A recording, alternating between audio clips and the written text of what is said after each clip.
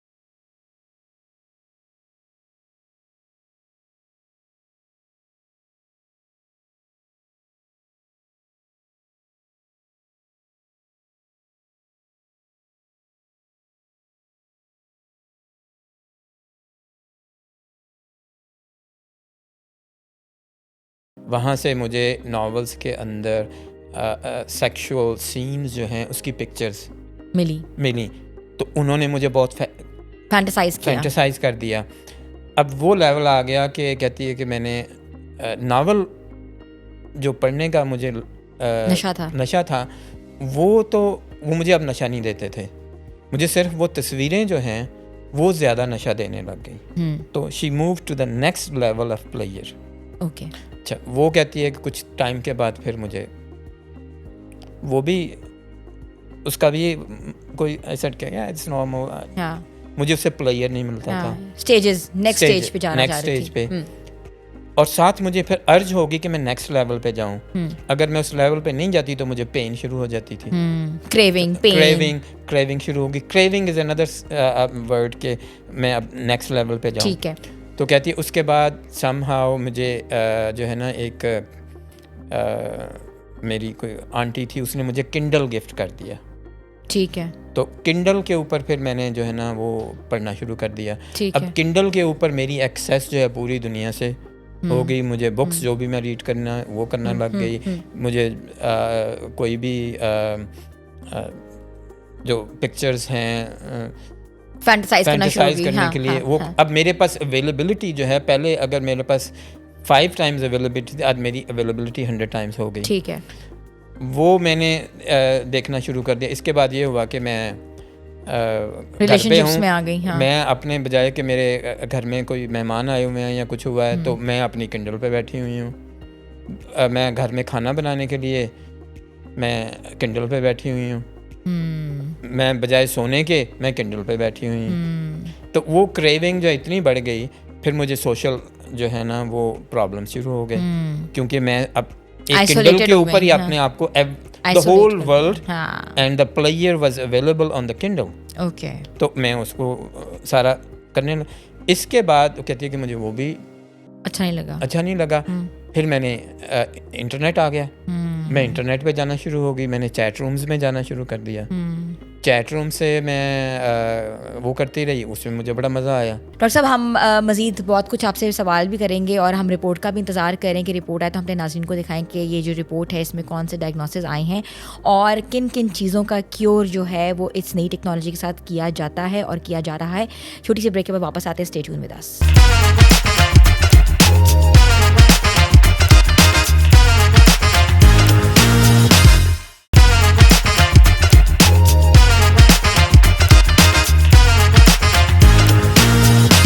Welcome back viewers. और हम बात कर रहे थे क्योर की, कि जो क्योर है वो कैसे हो सकता है, उसके लिए कौन सी नई टेक्नोलॉजी जो वो आई हुई है। तो doctor Bishar is the best person to talk about it. Doctor साहब, क्योर जो होता है किसी भी डिज़ीज़ का, किसी भी मुहलिक बीमारी का, तो वो कैसे आप अब नई टेक्नोलॉजी के साथ कर रहे हैं? जी, मैं यूज़ करता हूँ टेक्नोलॉजी जिसमें we stimulate the brain to generate medicine. ठीक है।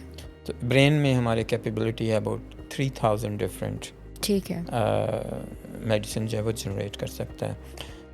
तो मैं डिवाइसेस यूज़ करता हूँ जिसमें से लेट्स से आपको एक जगह पे नर्व डैमेज है, ठीक है, तो वहाँ से ये डिवाइस जो है पूरी इन्फॉर्मेशन कलेक्ट करती है। पहले आइडेंटिफाई करती है कि आपका नर्व डैमेज है, आपका मसल डैमेज है, आपकी बोन में डैमेज है या आपके टेंडन्स के अंदर डैमेज। तो 4 किस्म की जो है ना वो डैमेज जो है ये आइडेंटिफाई करती है। और इसके बाद फिर ये है कि वो इन्फॉर्मेशन कलेक्ट करती है, ठीक है, वहाँ से इन्फॉर्मेशन कलेक्ट करके ये ब्रेन में लॉग इन करती है। ये वही सिग्नल्स यूज़ करती है, जैसे मैंने आपसे कहा ना कि ब्रेन हमारे जो अंदर ट्रिलियंस ऑफ सेंसर्स हैं हमारी बॉडी में, ये कंटिन्यूसली रियल टाइम इन्फॉर्मेशन जो ब्रेन को भेज रहे हैं और फिर ब्रेन उसके हिसाब से एक्ट करता है। तो ये हम सिग्नल्स हैं मैनिपुलेट करते हैं, ठीक है, कि यहाँ पे ये प्रॉब्लम है और उसके हिसाब से सिग्नलिंग होती है ब्रेन को। और ब्रेन फिर जब आप सो जाते हैं तो जैसे नॉर्मल प्रोसेस है हमारा कि जब आप सो जाते हैं तो पूरे दिन की जितनी भी आपकी बॉडी में डैमेज है उसको रिपेयर करता है। आपने देखा होगा कि आप सारा दिन काम कर थक के घर जब सो जाते हैं सुबह फिर फ्रेश होते हैं। तो क्या होता है कि जितना भी डैमेज आपने दिन में किया है अपनी बॉडी को, फिजिकल डैमेज है, वो सारा रिपेयर होता है। तो इस सिलसिले में भी हम सिर्फ उसको मैग्नीफाई करते हैं प्रॉब्लम को और ब्रेन को स्टिमुलेट करते हैं कि वो उसको रिपेयर करे।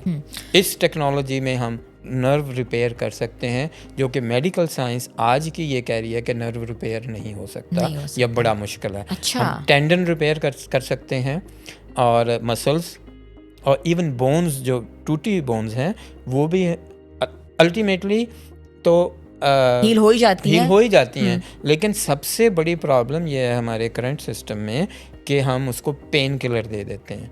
जो ही हम उसको पेन किलर देते हैं तो ये जो सिग्नल्स हैं नम हो जाता है ब्रेन, स्पेशली नर्व जो है वो डिप्रेसेंट्स जब हम देते हैं तो वो हमारा सेल्फ हीलिंग जो है वो बहुत स्लो हो जाती है। तो एक तो मैं सबसे पहले कहता हूँ, मेरे पास पेशेंट आता है, मैं कहता हूँ भाई पेन किलर आपने नहीं लेना, अगर आपने पेन किलर नहीं लेना तो मेरे पास ना हो। अच्छा, ठीक है। तो गो टू समबडी एल्स। तो जो ये कहता है कि नहीं मेरे से तो बर्दाश्त नहीं है, मैंने पेन किलर लेना ही लेना है, वो मैं उसको हील नहीं कर सकता। अच्छा, पेन किलर वाले किसी पेशेंट को जो खाते हैं उनको आप हील नहीं कर सकते? मैं नहीं वो जब तक वो छोड़ते नहीं हैं। अच्छा। क्योंकि सेल्फ फीलिंग जब ब्रेन को तो वो आप नम कर रहे हैं, ठीक है, आपकी फीलिंग ही नहीं हो रही ब्रेन को कि पेन है, तो ब्रेन कहता है ही नहीं, सब कुछ ठीक है, तो मैं क्या हील करूं? तो ये आप फूल अराउंड कर रहे हैं अपने ब्रेन को। तो सबसे मैंने जब कहा ना कि वी आर मेडिकेटेड नेशन, हमारी तो आदत बन गई हुई है कि ज़रा सा दर्द हुआ we are running away from the pain killer ले लो, टेम्परेरी आराम जैसा, लेकिन एक्चुअल जो बीमारी है आपकी वो तो उधर ही है, वो हम डायग्नोस नहीं कर रहे, वो नहीं कर रहे ना। तो डॉक्टर्स के पास भी जाएं, आपको 10 किस्म के पेन किलर्स दे देते हैं, अच्छा ये नहीं काम करेगा, ये नहीं करेगा। अब उसकी वजह से आपकी बॉडी के अंदर टॉक्सिसिटी इतनी ज़्यादा हो जाती है कि आप देखेंगे कि वही आपकी सेलुलर, आपके ऑर्गन्स फेल हो जाते हैं उसकी वजह से। अच्छा, हम ये बात करेंगे ऑर्गन्स के ऊपर कि जो ऑर्गन्स हैं जिसके ट्रांसप्लांट्स होते हैं, किडनी ट्रांसप्लांट होता है, लिवर ट्रांसप्लांट होता है, लोग अभी इंडिया जा रहे होते हैं लिवर ट्रांसप्लांट के लिए, डोनर ढूंढने के लिए, कभी कहीं ना कहीं जा रहे होते हैं, लिवर का बहुत बड़ा इशू है। तो ये ट्रांसप्लांट जो हो रहा है उसके लिए कोई नई टेक्नोलॉजी आई है? जी, इस वक्त हम काम कर रहे हैं, I am part of this the group also, कि हम ऑर्गन रीजनरेशन पे काम कर रहे हैं। रीजनरेशन का क्या मतलब है? रीजनरेशन का मतलब कि हमारे जो ऑर्गन अगर कोई फेल हो रहा है, जैसे आपको लिवर है वो ख़राब हो गया है, तो उसको हम बजाय इसके कि रिप्लेस करने के या ट्रांसप्लांट करने के, हम उसी को रीग्रो कर सकें, नया कर सकें। अब मैं इसकी बैक आपको साइंस बताता हूँ कि क्या है, हम किस तरह काम कर रहे हैं। आप ये देखें कि जब बेबी फर्स्ट जब आप कंसीव करते हैं तो इट्स एग और स्पर्म जो है ना वो मिलके एक सेल बनता है, इट्स अ सिंगल सेल जी। उसके बाद उसकी सेल्स जो है ना मल्टीप्लिकेशन होती है, डिफरेंशिएशन होती है, डेवलपमेंट होती है। उसकी डेवलप होता यह है कि एक सेल से पूरा बेबी, किसी की नाक सेल्स जो है नाक के सेल्स अलहदा हैं, बहुत 270 डिफरेंट किस्म के सेल्स जो है ना वो डिफ्रेंशिएट होकर, किसी ने नाक बनाना है, किसी ने मसल बनाने हैं, किसी ने हड्डियाँ बनानी है, किसी ने बाल बनाने हैं, तो वो सारे आहिस्ता आहिस्ता वो एक लेवल पे, तो इस तरह पूरा बेबी जब बन जाता है, जब बेबी बन जाता है तो ये एक स्टेम सेल से ये पूरा बेबी बन गया। हाँ। अब ये होता है कि जब बेबी कंप्लीट हो जाता है तो साथ ही उसकी डीजनरेशन भी शुरू हो जाती है। हम ये कहते हैं कि हर सेल की एक लाइफ है, ठीक है। हमारे मसल सेल्स हैं, उनकी फॉर एग्जांपल के जी उसकी 3 वीक्स के बाद रिप्लेस हो जाने हैं, आइज़ के जी 48 आवर्स के बाद सो नए सेल्स बनते हैं, पुराने, ये एक हमारा कंटिन्यूस प्रोसेस है, ठीक है। तो जब बेबी कंप्लीट हो जाता है तो जो अम्बिलिकल कॉर्ड है, ठीक है, जिससे बच्चा जो होता है वो कैरी होता है, कनेक्ट होता है जी, तो फिर ये जो है ना नए सेल्स जो बनने होते हैं ना वो उसमें बनना शुरू, माँ से वो जाते हैं उस अम्बिलिकल कॉर्ड में, वहाँ से बेबी को जो है ना उसकी फिर रीजनरेशन और डीजनरेशन जो है ना और ग्रोथ हो रही होती है, वो काम शुरू हो जाता है। जब बेबी बॉर्न हो जाती है, दुनिया में आ जाती है, तो फिर यही काम जो है ना उसके बोन मैरो जो है, हमारी हड्डियों के अंदर गूदा जो होता है वो ये टेक ओवर करता है कि वो नए सेल्स बनाता है, स्टेम सेल्स, वो बॉडी को सप्लाई करता है। और जब तक बच्चा ग्रो कर रहा है तो ये आपकी जो रीजनरेशन जो है वो ज़्यादा हो रही है दैन डीजनरेशन, ठीक है। फर्ज किया आपके 50 सेल जो है ना उनकी डेथ हुई है तो 100 नए बन रहे हैं, तो ताकि आपकी ग्रोथ हो रही है। तो ये एज अप टू एज 28 आप देखेंगे आपको बीमारियां कम होती हैं, यू लुक यंगर, आपकी स्किन टाइट है, आपकी दौड़ भाग रहे हैं सारा दिन, कुछ नहीं होता आपको। तो 28 की एज पे जाके ये बैलेंस आता है कि जितनी डीजनरेशन हो रही है आपके सेलुलर लेवल पे, उतनी रीजनरेशन हो रही है। ठीक है। इसके बाद स्लोली जो है आपका बैलेंस जो है वो ये होता है कि डीजनरेशन ज़्यादा होती है। तो ये ग्रोथ कैसे आप लोग कराते हैं, ये ग्रोथ जैसे आप कह रहे हैं? मैं आता हूँ। हाँ। इसको हम कहते हैं एजिंग। ठीक है। 28 के बाद आपकी हर चीज़ जो है ना आस्ता एज कर जाती है। एजिंग शुरू हो जाती है। और इसके बाद जब ये आपकी रीजनरेशन जो डीजनरेशन हो रही है वो बॉडी की, वो ज़्यादा है रीजनरेशन से, दैट इज़ डेथ। तो ये एक साइकिल है बेबी से लेके, और इसके लिए सारा जो बैक एंड पे हम यूज़ कर रहे हैं वो स्टेम सेल्स यूज़। हमने अभी जो ऑर्गन रीजनरेशन, अब यही है कि हम कोई ऑर्गन आज तक रीजनरेट हुआ है? जी। तो मैं जैसे कार्टिलेज है आपकी पाँव घुटनों की, हाँ। तो अभी रिप्लेसमेंट हो रही है जी। लेकिन हम इसको रीजनरेट कर सकते हैं। करते हम ये हैं कि ये हम इसको कहते हैं मेसेनकाइमल स्टेम सेल्स। ये हम अम्बिलिकल कॉर्ड से एक्सट्रैक्ट करते हैं, उसको फिर लैब में हम ग्रो करते हैं। तो एम्बिलिकल कॉर्ड जो है, एक बंदा बड़ी उम्र का है, उसको आप कैसे प्रोवाइड कर सकते हैं? तो वही कहना, उससे हम सिर्फ स्टेम सेल्स लेते हैं। ठीक है। स्टेम सेल लेके फिर लैब में ग्रो करते हैं। जैसे मैंने कहा ना कि एक से आपकी बॉडी के पूरे पार्ट्स बनते हैं, फिर वो लैब में ग्रो करती है। तो फिर हम उसको उस स्टेज पे उसके सेल्स जो है ना फ्रीज कर देते हैं। जैसे आपको कब लिवर ख़राब है तो हम लिवर सेल जो है ना वहाँ पे लैब में फ्रीज कर देंगे और वो फिर हम आपके लिवर में इंजेक्ट कर देंगे। अच्छा। तो वो लोकली इसको अवेलेबल हो जाएगा और वो लिवर जो है ना पूरा रीग्रो होना शुरू कर देगा, क्योंकि वो फ्रेश सेल्स यूज़ करेगा बेबी के। उसके अंदर कोई बीमारी नहीं होगी, एवरीथिंग इज़ वो हम वी मेक श्योर, जब हम कहते हैं क्वालिटी ऑफ सेल्स, वो हम मेक श्योर कि उसके अंदर कोई बीमारी नहीं है, कोई कुछ नहीं है जो कि आदमी के ऑलरेडी हो, तो उसको बाईपास करते हैं उसके एग्जिस्टिंग डिजीज़ को, तो वो रीग्रो शुरू हो जाता है। कार्टिलेज जो है, जैसे डॉक्टर साहब मैं इधर ही आपसे एक बात करूंगी, जैसे कुछ ख़वातीन जो बड़ी उम्र की शादियां करती हैं, 35 प्लस करती हैं, तो वो अपने कुछ सेल्स जो हैं वो फ्रीज़ करवा लेती हैं, वो अब बच्चे के लिए, जो कि नॉर्मल कंसेप्शन नहीं हो रहा, और ये प्रोसेस जो है ये पाकिस्तान में भी बहुत ज़्यादा कॉमन हो गया है। इसके ऊपर क्या रिसर्च है आपकी, क्या उससे कंसेप्शन कैसे होती है? एक तो ये जो टेक्नोलॉजी है अब with MSCs mesenchymal stem cells, हमें ये एब्सोल्यूट होती जा रही है। ठीक है। यही इसकी सेम थिंग हम रिप्लेस करेंगे विद MSCs। ठीक है। इसमें होता ये है कि फ़र्ज़ किया आपकी ओवरीज जो हैं वो प्रॉपर हार्मोन से नहीं बना रही। ओके। तो अगर उनके अंदर कोई डैमेज आ गया है, ठीक है, तो ये स्टेम सेल्स से हम ये कहते हैं कि उनको रीग्रो कर लेते हैं, उनके जो डैमेज सेल्स हैं उनको बाईपास करते हैं, तो वो फिर फुली फंक्शनल हो जाती हैं। Doctor Bisharat Hussain, it's a great initiative. नई टेक्नोलॉजी के साथ नया क्योर, और नई जैसे ही टेक्नोलॉजी बढ़ती जा रही है उस तरह डिजीज़ भी डिफरेंट आती जा रही हैं, और जिस तरह डिजीज़ डिफरेंट आती जा रही है उस तरह टेक्नोलॉजी का भी जो इस्तेमाल है वो ज़्यादा होता जा रहा है, और इट्स अ ग्रेट इनिशिएटिव। और आप आएँ, बिल्कुल पाकिस्तान की हेल्प करें, और बहुत से ऐसी जो डिजीज़ हैं, बहुत सी ऐसे लोगों को जो मुहलिक बीमारियाँ हैं, उनका इलाज जो है वो डॉक्टर बिशारत हुसैन कर सकते हैं। अगर किसी को ड्रग एडिक्शन है, किसी को ऑर्गन रीग्रो करवाना है, या किसी को कंसेप्शन में इश्यूज़ हैं, तो वो भी स्टेम सेल्स के ज़रिए अपनी जो डिज़ीज़ है, अपनी बीमारी को बेहतर तरीके से उसका इलाज करा सकते हैं। और अब हम व्यूअर्स आपको दिखाएंगे जो हमने जो डायग्नोसिस किया उसकी रिपोर्ट क्या आई है।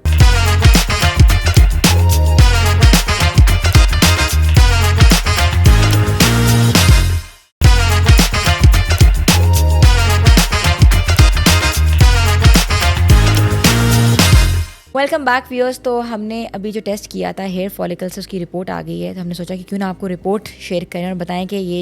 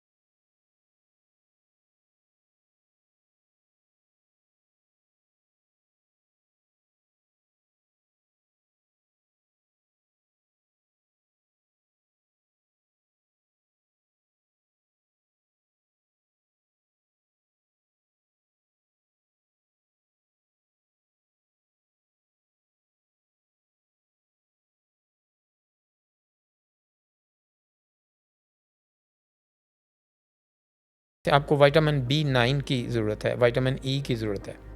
आपकी बॉडी में कॉपर लो है।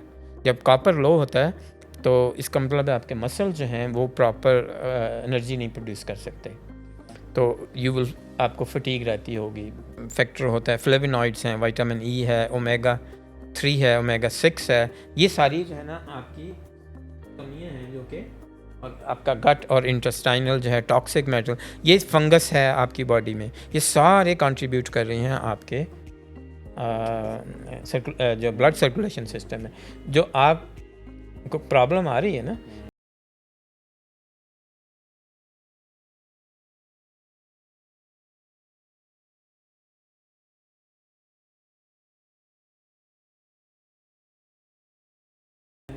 ये इम्यून सिस्टम, ये गट सपोर्ट इंडिकेटर है। आप ये देखिए इलेक्ट्रो सेंसिटिविटी जो है, पहले में आपको आया था ना कि आपको इलेक्ट्रो सेंसिटिविटी है कि EMFs जो है ना, ये वेव्स जो हैं जैसे G5G,